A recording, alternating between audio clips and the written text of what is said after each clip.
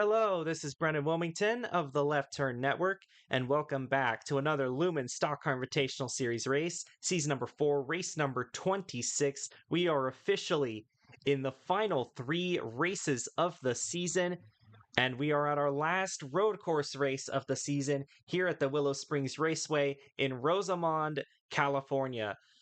Famous for the movie Ford versus Ferrari and a historic racetrack here in Southern California. This is our second trip to SoCal this year. The first one was at the 2 Mile Auto Club Speedway in Fontana, California, that definitely still exists. But this is going to be a fun one here at Willow Springs. Last year it was an early season race, and like I've mentioned a few times this season, a lot of the early and late season races switched this year.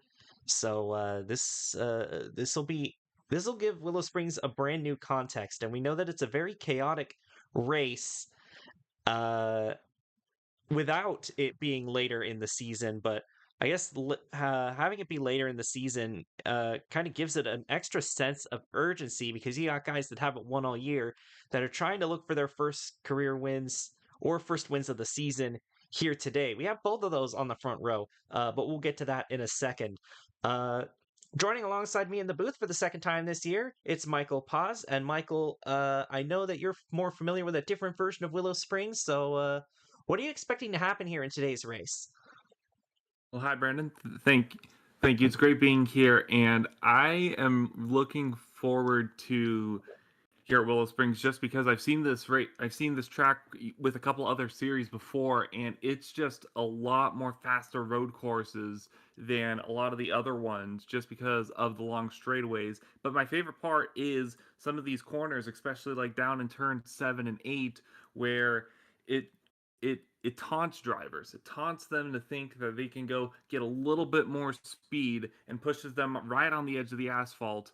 And sometimes there's just too much speed and they go off into the grass. So it's a fine balancing act that if you can get that right momentum, get enough speed through the corner and carry it through, you could just potentially get some great passing opportunities all throughout the track.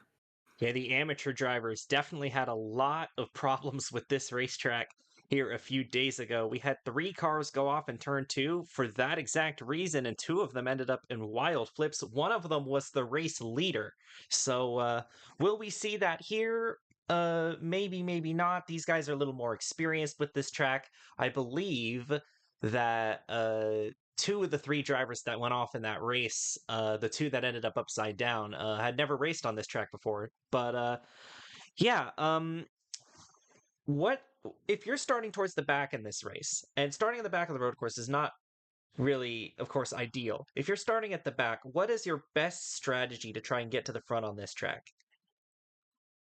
Oh man, there's a question that they themselves are still trying to figure out, I think, because I think one of the things you can do di- is that you have the opportunities to dive down a little bit more into the corners, potentially take a little bit more risky moves and get that advantage by just sending it in sometimes. Send it in through the corners, try to make up positions that way, or sometimes you have to do it through pit stops and being able to flip the strategy, go in a lap early, go in a lap late, do something different than the guys ahead of you to get yourself up as many positions as you can. And this race is going to be very interesting because we have a new road course package here for this race. It's a lot higher drag, and the cars will be a lot closer together, and that'll create more passing opportunities. I know for a lot of longish time NASCAR fans, that sounds a lot like the 550 horsepower package, but you can kind of do that kind of stuff in NR because it's a simulation. But this is this is really an edited version of the Willow Springs that we've been using. It's not exactly the same, but it's the same base. Anyway, let's go over our starting lineup, and we got a very interesting front row for sure. It's Ashley Blake starting on pole for the first time this season, trying to get her team, Blake Ever Motorsports, their first win of the year and their first win in their entire existence. They got very close multiple times this year. Who knows, this might be their last chance, even though there are 2 more races left. But this is a golden opportunity for her. And starting alongside her It's the Double Eagle Racing Machine of Wesley Shelton, who finished top 10 at Watkins Glen, and he's proving that was no fluke. Starting on the front row, driving for possibly the most underfunded team in the series. Very impressive stuff from Wesley Shelton. I'm sure this is going to turn some heads, and maybe a bigger team might want to hire him, at least on a part time basis, just from his results in this car. Row number 2 is the 19 of Jake Sidney, who won last week's race at North Wilkesboro. And alongside him is the 88 car of Billy Smith. Row number 3, the defending champion Kevin DuPont, still winless through 25 races. He's definitely got a chip on his shoulder. He has been running pretty solid as of late, though, especially in the Michigan race, I believe. He had a pretty fast car. So we'll see if he can maybe make up for his winless season by getting a win here today. And alongside him is the 55 car of Michael Harvin. Row number 4, the 81 of Jack Gino, and the 50 of Jacob Lopez. And then it's Tyler Landry in the 66 and Kaleo Connie in the number 42. Row number 6, you've got the 36 driven by Johnny Everhart, road course ringer, starting inside the top 12. Then it's the 16 car of Corbin Taps, who's been struggling the last few races, but he's got himself a pretty good starting spot here. Then we got the number 40 car of Adrian Wheeler and the number 12 making its first start of the season. It's made, I believe, 3 prior attempts with Jami McJasmine and DNQ'd all 3 times, but this time Jami was able to get this car into 13th on the grid. So we'll see how the part-time driver for Pacific Racing can do in that car. Then we've got Akia Tajima in the 99 and Tamarin Bellinger in the 65, who just got their first top 10 of the season last week at North Wilkesboro with an 8th place finish. Then it's the 11 car of Tim Berry, and he can clinch the championship in this race. In fact, I'd say there's a pretty solid chance that he will, but it's no guarantee. So he's still going to have to go through the race here. And he has not been the fastest on road courses either, but he has 2 top 10s on the road courses this season. Actually, I think he has 3. I think he's finished top 10 in all 3 road course races, but again, hasn't had the most raw pace, but his driving skill seems to make up for it. We'll see what he can do here today if he does, in fact, end up becoming the champion in this race. Then you've got the 70 car of Andrew Kreider starting alongside him. Then it's the 92 car of Kate Summers and the 3 of George Bryan, the 45 of James Harvin and the 32 of Paula Sasikwa, the 6 car of Holly Martin alongside the 77 of GT Boyd, then a pair of Columbia Motorsports teammates, Lakin Herndon and the 39, and the 79 of Kobe Hollenbeck. Then it's the 85 of Charlie McCarron and the 41 of Karina Willis Calloway, the 8 of Darren Walker and the 5 of Takamoto Aya, the 18 of Zach Dearman and the 29 of JB Chanot, the 58 of Joanna Clark and the 57 of Shauna Everett, and rounding out the field is the 9 of Lori Jackson. There were 5 DNQs from this race. I believe the 4th race rather, where we've had at least 40 cars show up. Your DNQs were the 24 of Cooper Spur, the 2 of Peter Jansen, which is a shame because he was very impressive in his starts in the 2 car and the 20 car this season. The 62 of Vinnie Scholes for her second DNQ of the year, the 27 of Adrian Fearson, and the 13 of Damon Kirby also did not make the race today. That's a shame for Fearson because she was on a run of good finishes. I believe 3 consecutive top 20s heading into this event, but she won't end up racing here today. Well, this race is going to be 25 laps, which is about 100 kilometers. There should be 1 pit stop in this race. They're probably going to split this race in half, although there might be some drivers that will try to short pit and try to stretch it to the end on fuel. So that is definitely something to watch out for. Fuel mileage has been very prevalent on this track in the past, and today could be no different. Drivers, start your engines!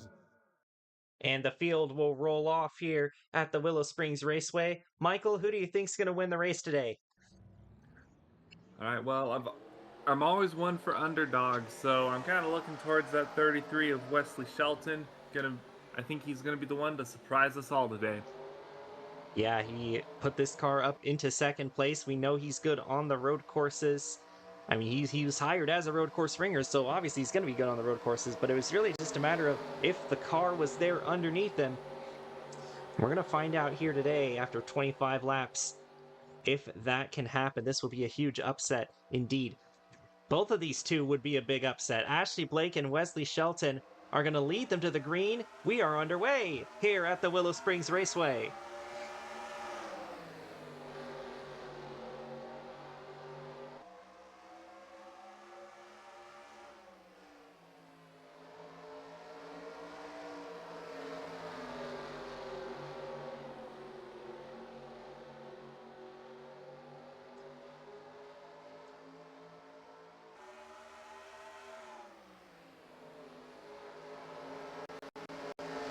Three wide for second, going up the hill. Gotta watch out. This is where a lot of the accidents end up happening.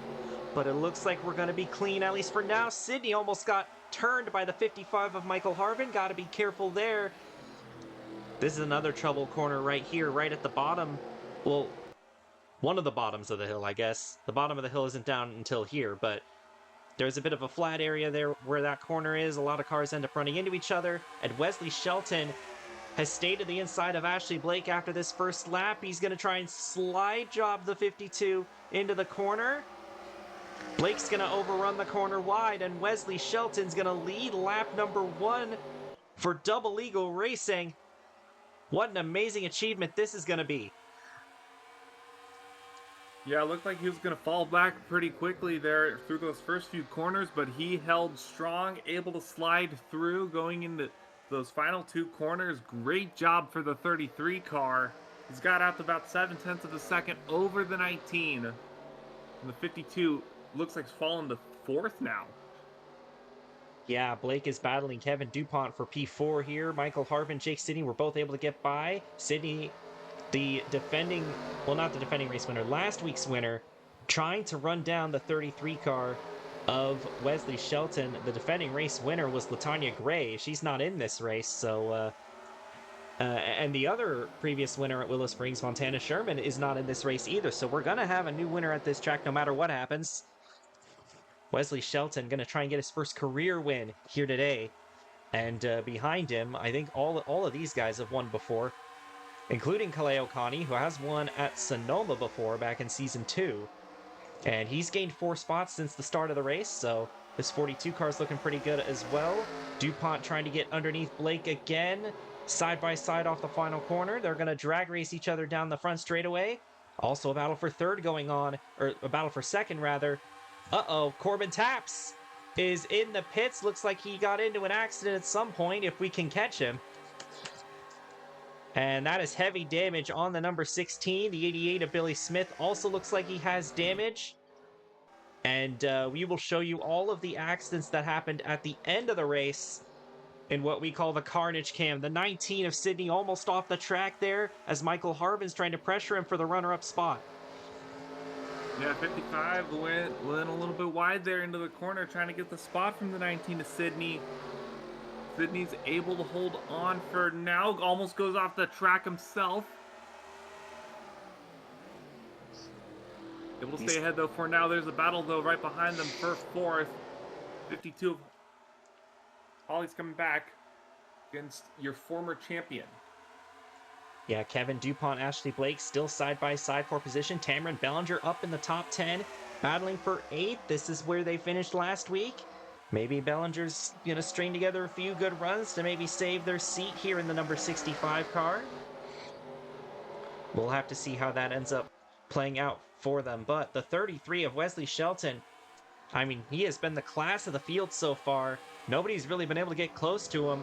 Oh, watch out. The 88 was leaving the pits right as Jake Sidney ran up on him. Of course, the 88 was involved. He was involved in an accident with the 16, it appeared, and he's got some rear end damage on that car. It doesn't look like there's a rear end left on that car. And it looks like he's going a lot slower than everybody else, so that's something the rest of the field has to watch out for.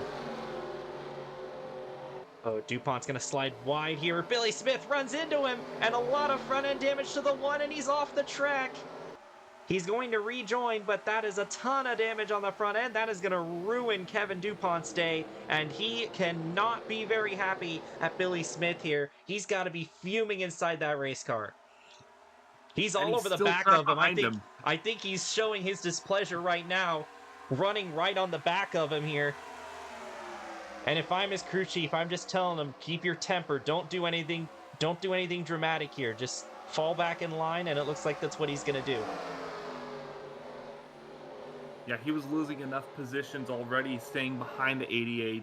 And now he's But pitting. now he has to come to pit road. Yeah, that completely ruined Kevin DuPont's day. Obviously seemed very frustrated tailgating the end of the 88 there. But that's unfortunate for our defending champion. Oh, Michael Harvin, he's into the dirt a little bit, and he's going to keep it on the racetrack. That was the spot where a lot of the amateur drivers ended up going off the track, so we do have to keep an eye on stuff that happens in that corner, because we could see another accident like that. I think the one thing I'm going to be concerned about as we go through this race is when we start getting to the end of runs right before pit stops. That one's probably going to be where the cars are going to be their hardest to drive, and that's where I think we're going to start seeing a little bit more of that calamity corner. Yeah, I believe the leader went off. Henry Wall went off at that point of the track, I believe on lap number 6 of 18 in that race. Wesley Shelton is just absolutely gapping the field. I mean, this 33 car is not messing around. He has come to play here today. 65 and 40 have swapped this position back and forth. They're battling for 7th right now. Let's check on Corbin Taps, and it looks like Taps is out of the race. He will finish last. That will help out Tim Berry in terms of locking up the championship. However, Berry appears to be, the 33 is into the dirt a bit, and the 19's further off the dirt. Oh, your 2 leaders off into the dirt, and the 19's losing a couple spots. The 33 lost a lot of time they had over second place, which I think is now the 55. Michael Harvin now, the one trying to run down Wesley Shelton. That could have easily ended a lot worse for Jake Sidney there. Again, we've seen cars go off there and then get into the barrier and end up rolling over. So thankfully that didn't happen to him. DuPont's back out on the track minus his front end. So and the 88 appears to be very off the pace. Something wrong with this car for sure. I mean, look at how slow he's going. Yeah, he's 2 seconds off of his fastest lap. Absolutely, yeah. So that car might be a hazard for the rest of the race. I mean, it's kind of hard to be a hazard for the rest of the race when you're on a road course, but even still, like, he's running slow enough to where the leaders might catch him again, but it's been all clear for Wesley Shelton in the 33 car, putting on a very impressive performance for this team. And to not only have this performance in this car, but also just in the era of ratings, where he really is driving a really not so great car. And to do this anyway, to be able to pull this off regardless, is absolutely outstanding. It'll make it an even bigger upset than it would have been otherwise. Kaleo Connie is up to 3rd. This 42 car is looking pretty fast, so we definitely got to watch out for him as well. This will be another upset win for sure. Connie Twins Motorsports, especially this 42 car, has been struggling for funding this year. So it's great to see Kaleo up here inside the top 3. Yeah, Kaleo missed last week at North Wilkesboro. So come back from that, here, qualify, and show up and race 3rd. That's a pretty good job for that 42. And again, we mentioned Kaleo's won at Sonoma before, and there are a few similarities between this track and Sonoma. Not just the fact that they're both in California, but Willow Springs is a bit faster than Sonoma, but there are, again, some similarities, especially with the regards to the elevation, as both tracks have quite a bit of elevation change in it, as Kaleo Connie's trying to get past Michael Harvin for 2nd here, but Harvin's not giving up the spot. Harvin did gain quite a bit of time on Wesley Shelton last lap, but now he's under fire from Kaleo Kani. They're going to battle each other side by side for second. Kaleo Kani trying to go around the outside. That's going to set him up nicely for this corner there if he can stay with him. They're going to be side by side down the hill. Yeah, Connie trying to stay to at least the quarter panel, not able to, has to get back in line behind the 55 of Harvin. And looks like has to follow in, but might have a chance through these final two corners. If they can get to the inside. Fortunately not yet. Might have to take a few corners, recuperate, and launch another attack when possible. Jack Gino's up into the top 5. I don't think he was there before, so he's been climbing up the grid as well. He just got past his teammate Jake Sidney. Tameron Bellinger, again, having a very good run in 7th. And taking a look at where... Jami McJasmine right now running in 11th. Andrew Kreider running in 12th, so a couple more upsets. Lakin Herndon started back, I believe, in row 14 or 13 or something like that, and he's already up to 13th. So, very impressive climb from the 39 here. But I want to see where Tim Berry is, and again, he does not have that great a pace. He's back in 20th, and Landry's up in 9th, so if Landry's able to gain enough points on Berry here, then he can prevent Tim Berry from locking up the championship here today, as he tries to get by the 40 of Adrian Wheeler, who's been running really well as of late, for the 8th position, and Jake Sidney is getting challenged by Tameron Bellinger for the 6th position. Yeah, Sydney, since going off into the grass, has not been really able to get any of their positions back. They've just kind of been stuck there. They gained 1 spot, I believe, after getting off the track, and now they just lost it there to the 65 car. And now Adrian Wheeler and Tyler Landry are going to try and get past him too. Yeah, getting off into the dirt definitely hurt that car. And there's Wheeler trying to get him for the 7th position as Bellinger now runs in 6th. But what I wanted to point out is that Wesley Shelton's lead is shrinking. Michael Harvin and Kaleo Kani are closing in on him, and that's another thing with this package. It is harder to break away to a sizable lead with the high drag on these cars. So before you'd get a guy that had a pretty good car and was driving pretty good, and he'd just kind of drive away from the field, but that is not as common with this package. So again, something we're testing out for next season. But nobody's passed Wesley Shelton yet. He could get most laps led, which is absolutely incredible. He just needs to lead a few more. He's led every lap so far. But the 55 and the 42 are lurking, so he's not home free yet, and they've still got a pit cycle to get through. So things can change pretty fast here. Yeah, the one thing I want to say, though, about Shelton, though, is that he did everything he needed to on lap 1 perfectly. He stayed with the leader, was able to perform that slide job in those last 2 corners, and that's exactly what he did. He got to the lead, and that's really helped him able to stay ahead. Tameron Bellinger. Again, we mentioned Bellinger didn't get a top 10 until last week at North Wilkesboro, with an 8th place finish, currently running in 6th, knocking on the door of Jack Gino for 5th here, going up the hill. We're just seeing a lot of underdog performances here at Willow Springs. I mean, you got the 65 up here, the 52, the 42, and obviously the 33 in the lead. But yeah, this race seems to have a lot of drivers you don't see at the front very often. Now, I guess you could add the 12 of Jami McJasmine and the 70 of Andrew Kreider into that as well, as they're both running 13th or higher. But I want to watch out for this 39 of Lakin Herndon. He's been passing cars with efficiency. If he has a good pit stop, we'll have to keep an eye on this 39 car to see if he can maybe catch up to the leaders. It might be a long shot, but who knows? Maybe he could do it. He's only 6 seconds behind them. So Herndon's looking really fast in terms of the cars in the back.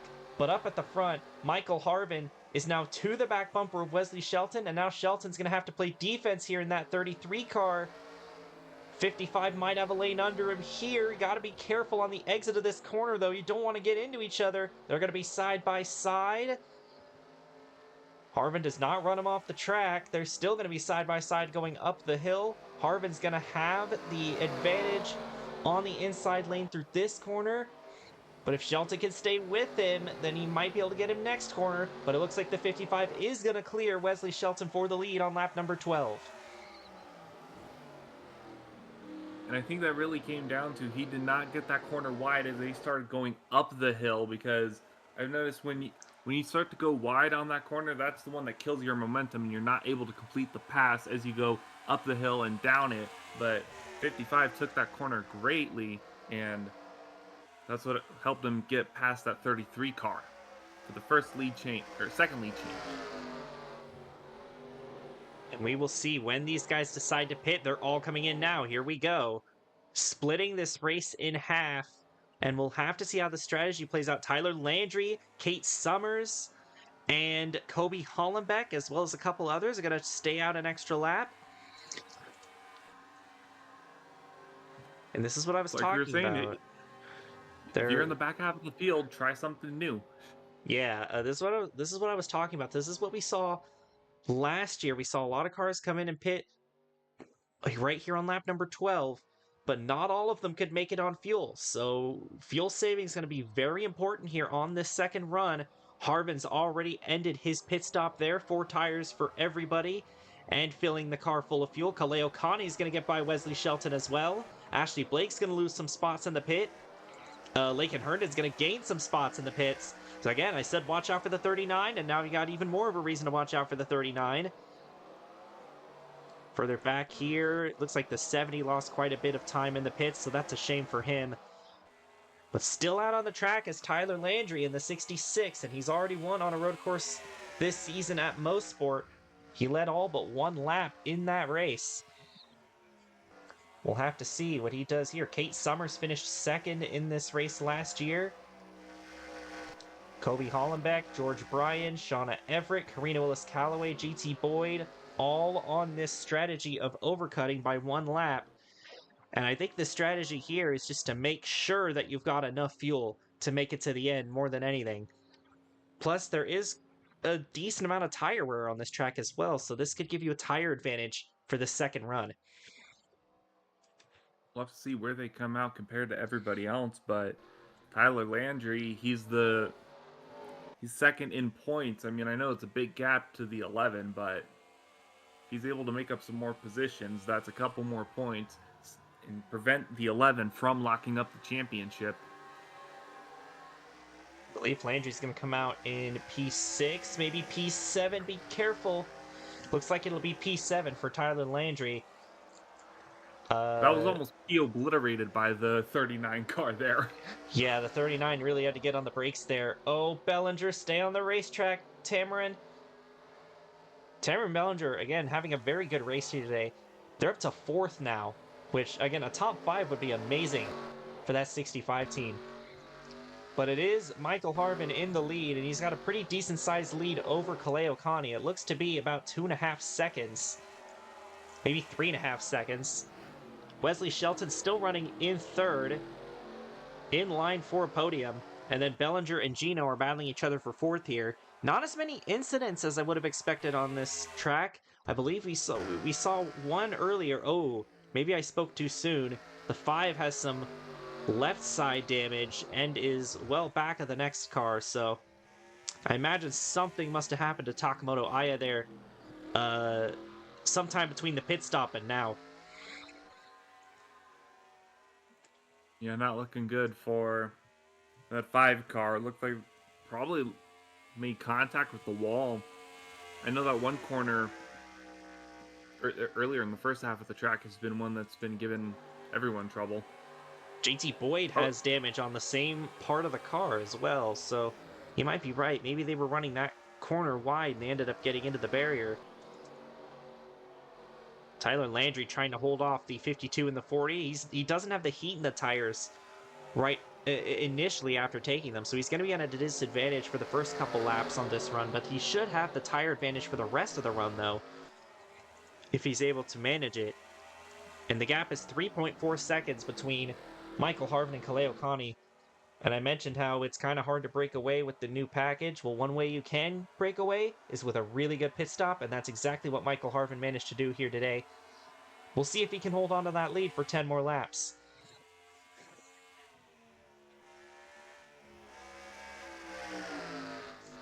You're talking about the advantages from that 66 on tires. They're going to have that one extra lap of fuel. And you said if there's a risk of cars running out, if that's still in play, then it's going to be, that one extra lap is going to be really handy. Yeah, that's honestly the main reason that I'd try this strategy. We saw last year it was Tyler Landry himself that was leading the race over Kobe Hollenbeck. Both of them had to pit on the white flag because they ran out of fuel, and the third place car, LaTanya Gray, managed to win the race. So I'm sure Landry was thinking about that in that way that he lost that race. And so he's leading the opposite strategy here today. And, you know, if everyone in front of him runs out of gas, which, I mean, not out of the question, but pretty unlikely, but still could happen. He could. We know that he is the highest running car that is pretty much good on fuel. So just having that under your belt is going to be a big help there, as well as having the one lap fresher tires. But I imagine the main motivation there is fuel. But 81 of Jack Gino just got passed by the 39 of Lakin Herndon, who is now inside the top 5. Again, watch out for this 39 car. He's been gaining position since the start of the race. His car is very fast. He's looking for his first win of the season. He's won in every season of LSCI except for this one. And, you know, he's running out of races to get that win. Uh-oh. Is that Jake Sidney in the pits? That is Jake Sidney in the pits, and that's a lot of damage. He might have gotten into that corner. That looks like something could have gone it. He might have gone upside down. He's got roof damage. Kobe Hollenbeck came in a second time. He had a coolant leak, so that was for mechanical repair.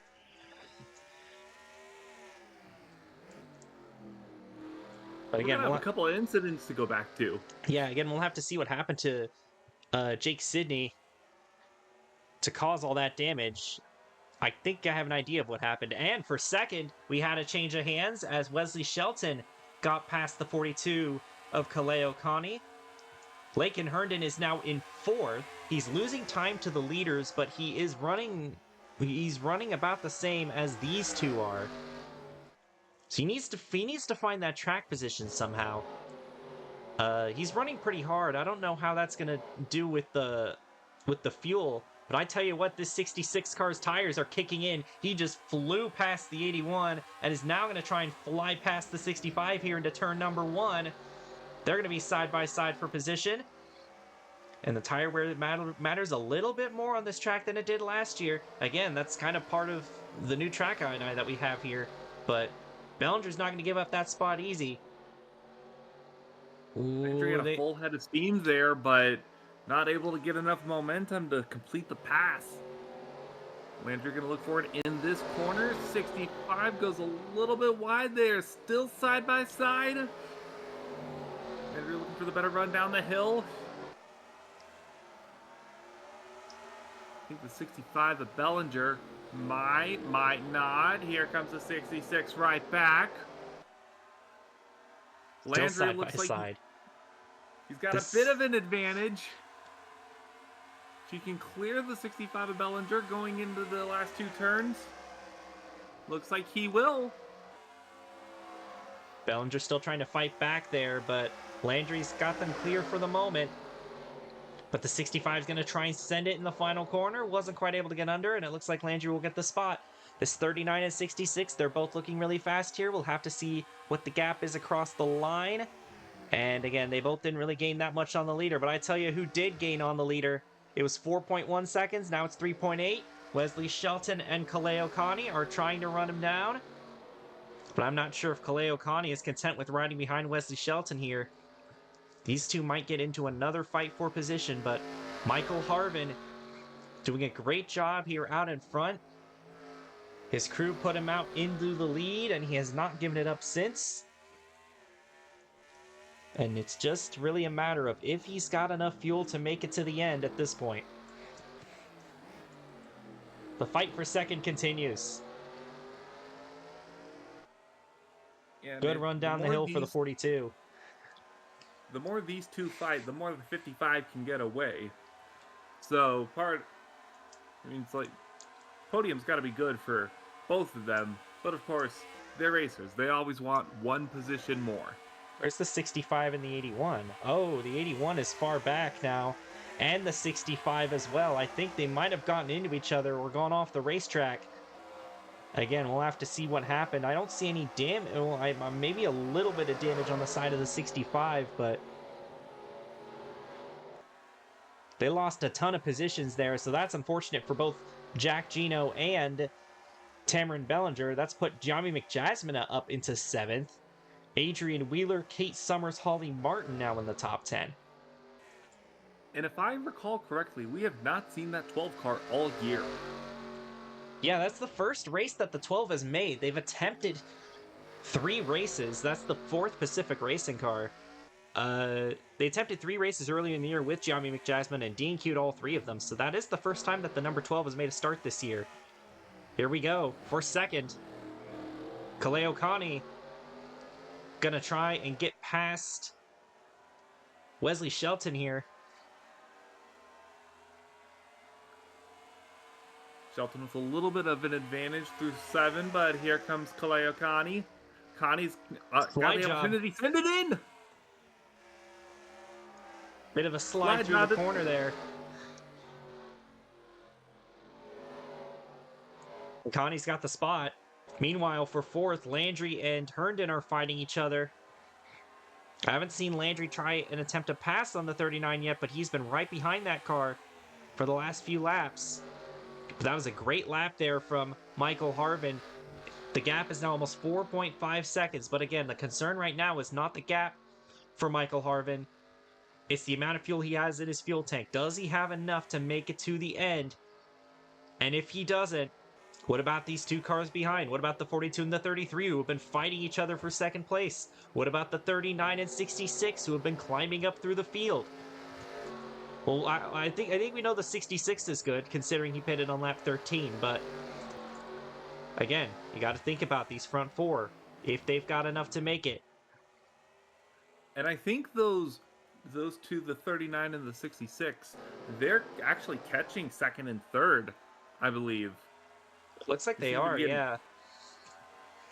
Yeah, so with how strong those guys have been, I have a feeling they're the ones who are going to go and play spoiler to our underdog podium. We'll have to see. They've still got a decent-sized lead over 4th and 5th, and we've only got 4 laps to go.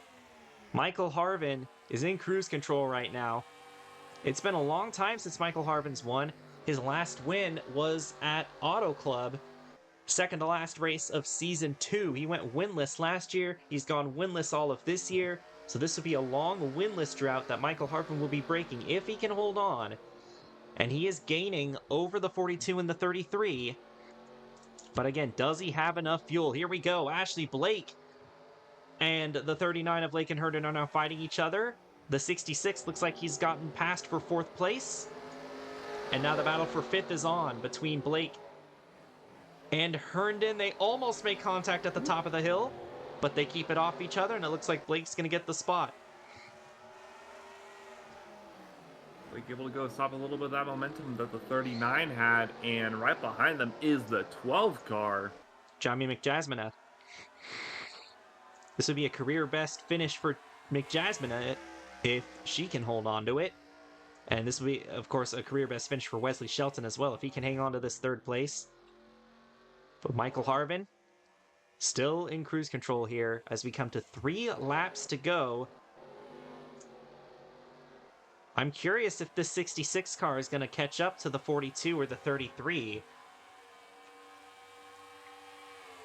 And if that he could, because let's say about let's say the 55 runs out of gas, but the 42 and 33 still have enough. The 66 is going to want to catch and pass as many cars as he can. I believe he made up around the 66 of Landry made up about half a second from the last time. If I got my intervals correctly. I believe it was about a 3-second gap.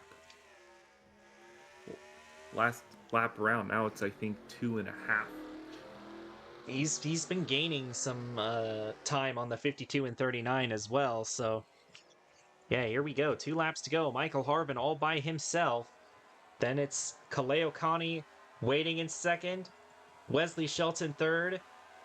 Tyler Landry fourth. The anticipation continues to build. Do these cars have enough gas to make it to the end? And I have a feeling we're not going to know until the white flag. I don't think so either. Checking the tire wear is almost 2 seconds. We are at the very end of this run, so oh boy, things are going to get crazy here. Battle for 10th heating up. George Bryan trying to break into the top 10 in the 3 car. Trying to get past the 6 of Holly Martin. Ballinger's dropped all the way back to 18th. So again, I think got into it with Jack Gino somewhere and ended up losing a lot of positions as a result. But here we go. Michael Harvin going up the hill. The only way that he loses this race, I think, is either he overshoots a corner and gets into the wall, or he runs out of gas. And we're going to see if history might repeat itself here, as the leader coming to the white flag last year in this race was unable to make it back around, had to come into pit for fuel. We are about to see if the same thing happens to Michael Harvin. Going through turn number 8. There's any lap traffic near him. No, there's no lap traffic. Oh, he's coming in! He's coming in, coming to the white flag! Connie and Shelton are coming in as well! Tyler Landry's gonna stay out! And he's gonna inherit the lead on the white flag with Ashley Blake trying to run him down. The front 3 all couldn't make it. And here we go. Tyler Landry's strategy. He just saw how he lost the race last year. He's did the opposite, and now he's in pursuit of his 4th win of the season, which would break the all-time single-season record. He was looking to try something different. That one lap made the difference. And it looks like he might be home free if he doesn't run out of gas. Ashley Blake is trying to run him down. She's desperate to get this team their first win. She can't see another one slip away from them, but it looks like that might be what's going to end up happening here. Jamie McJasmine is in 3rd, and Kate Summers is in 5th, Wheeler in 4th, so that's looking like a double top 5 for Pacific Racing. But here we go through the final 2 corners. I don't think Blake is fast enough or close enough to make a move here on Tyler Landry, who's looking for his 4th win of the season, and move over Joe Smith and everybody else that's won 3 races this year. Tyler Landry is now the new single-season wins record holder. He's gonna get the win here at Willow Springs. Ashley Blake will have to settle for 2nd. And it's gonna be heartbreak for Michael Harvin.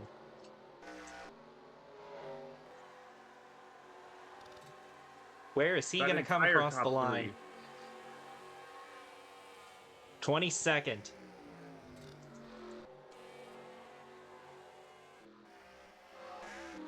You see, there were quite a few cars that couldn't make it there at the end, but most of them did. So the leaders really just ran their stuff too much and were unable to save the fuel that they needed. Yeah, it's heartbreak for that entire top 3.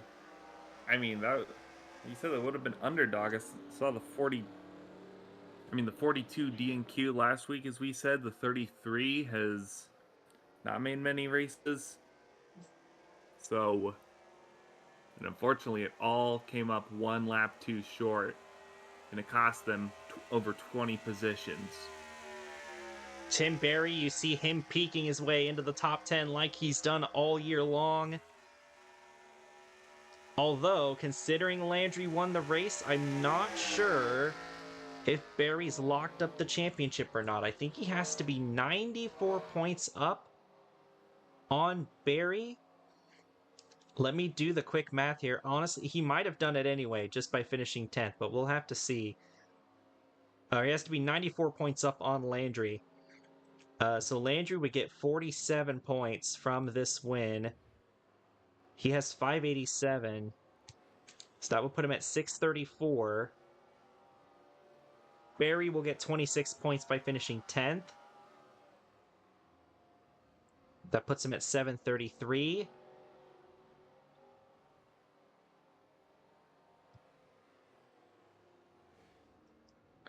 So that would be 634, 733, 99 points. There you have it. Tyler Landry was not able to get enough points to prevent Tim Berry from locking up the championship. And Tim Berry is going to be your Lumen Stalker Invitational Season 4 champion with that 10th place finish. What a way to get it for that number 11. Yeah, he did just enough. He did just enough to do it. How many cars ran out there at the end? It was at least 3, but there was, I think, a few more. Yeah, there were quite a few that did. Let me just export the results here real quick. Come on. I'm curious if did enough cars run out on the last lap to that's what helped Tim Berry Yes, get mathematical. because the 39 also ran out.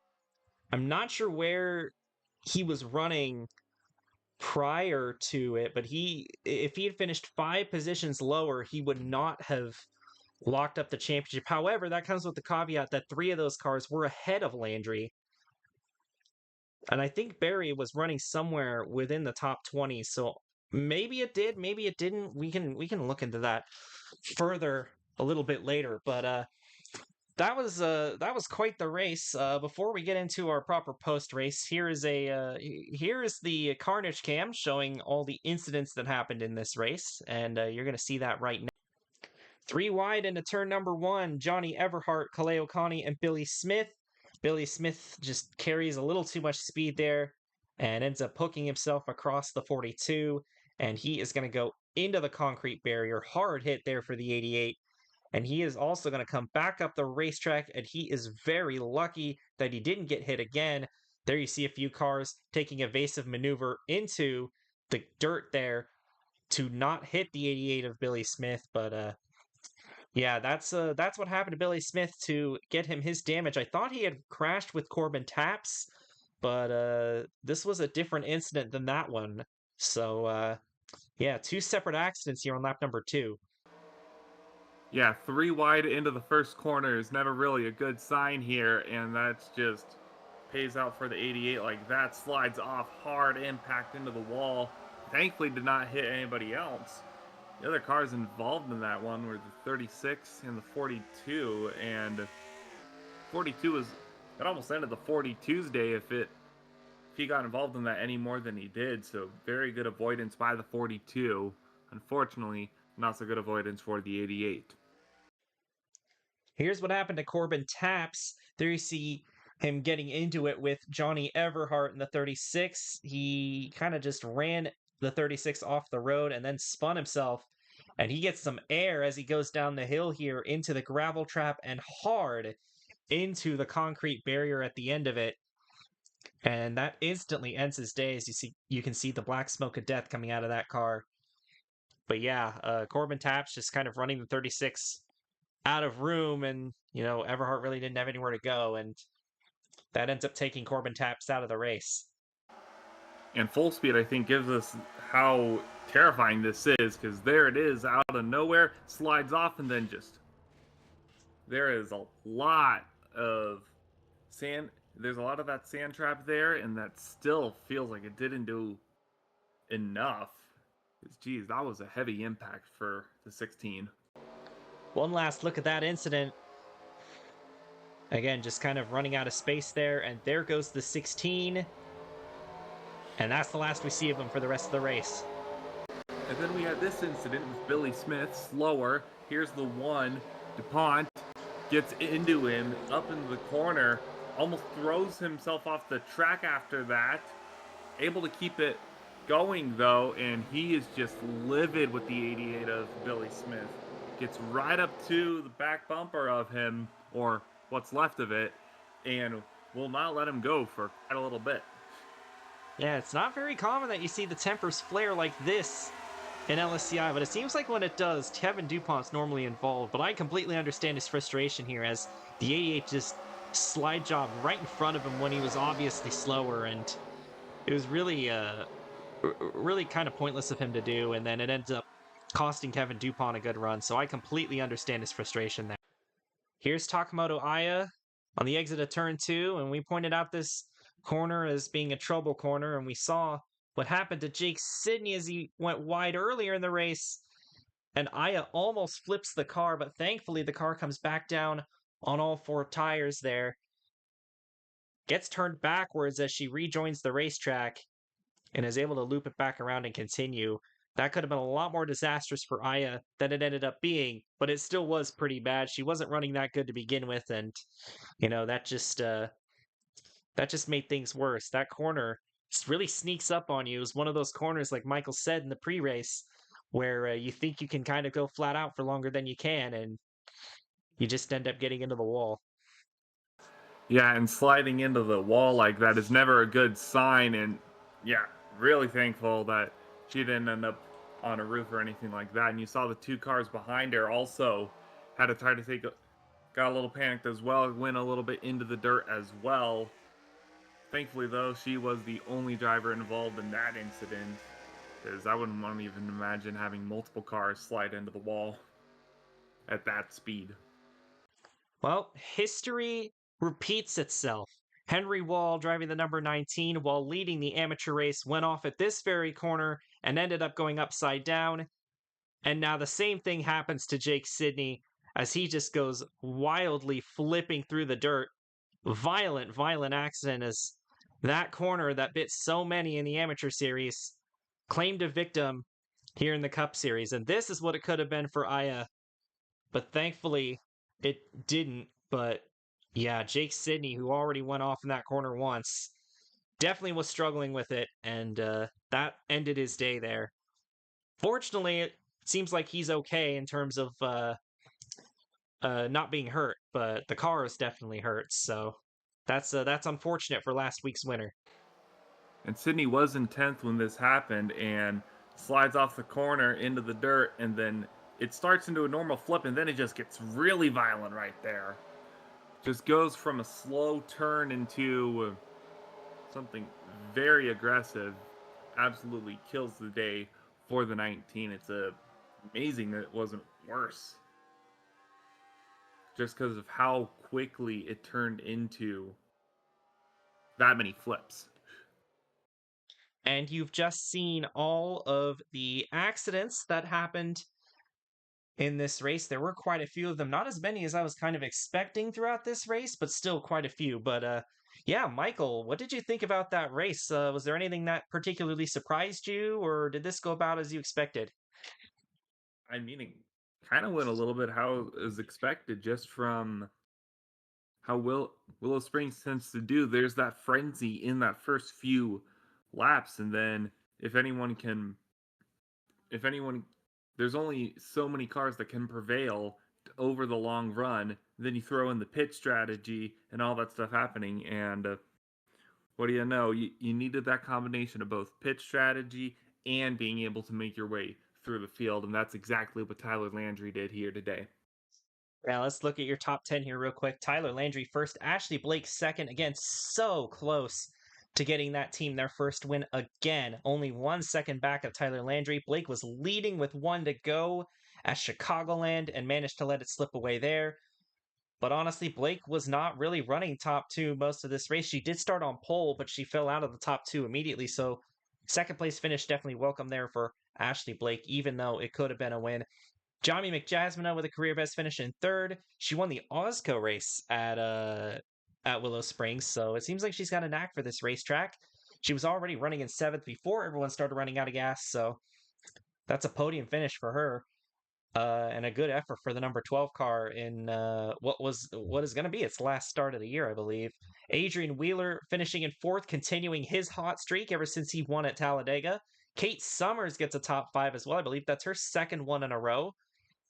Holly Martin, George Bryan, Jack Gino, and Zach Dearman. Good day for Hudson Motorsports aside from Jake Sidney crashing out. And then, of course, Tim Berry finishing 10th. Also, shout out to Paula Sasequa, Karina Willis-Callaway, Lori Jackson, Tamron Bellinger, Johnny Everhart. That whole block of cars, that's a bunch of underdog runs right there. They all finished 11th through 15th. And here are the drivers that were not able to make it to the end of the race. Jake Sidney, Billy Smith, and Corbin Taps. I believe Smith and Taps crashed together. Smith was able to keep going after. And I believe once DuPont ran into the back of him, that kind of ended his race. And then Jake Sidney had an incident that I have yet to see, but you guys will have already seen by now. And all three of them failed to finish the race. But everyone else managed to finish despite varying levels of damage on the race cars. And that's going to be it for the broadcast here today. Congratulations to McPickey Motorsports, both on winning the race and the championship. Tyler Landry with the race win, and Tim Berry with the championship. And, you know, Tim Berry had a large points lead last year, 56 points, and he let that slip away, but he took control of this championship early, and he never let go. So just an absolutely dominant season here from Tim Berry. Broke just about every record he could break, except for the wins record, which ironically, Tyler Landry broke here today, at least for a single season. 2 races left to go in the season, though, and we've got some pretty exciting ones coming up at Darlington and Las Vegas. So definitely still stay tuned for that. Even though the championship race might be over, we've still got 2 really fun races here on the docket. Thank you so much to Michael Paz for joining me in the booth here today. And on behalf of the Left Turn Network, this is Brennan Wilmington signing out. Here are your point standings after race 26 of 28, which will be on your screen right now.